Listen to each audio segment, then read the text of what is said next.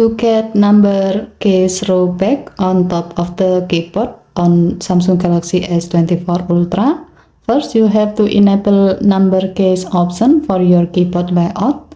To do so, swipe down the top of the screen and then tap setting icon. Scroll down the screen to find general management. Tap general management and then tap Samsung keyboard setting. Scroll down the screen.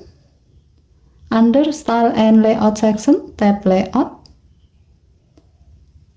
Now tap the gray on off switch next to number case until the switch turns blue to turn it on.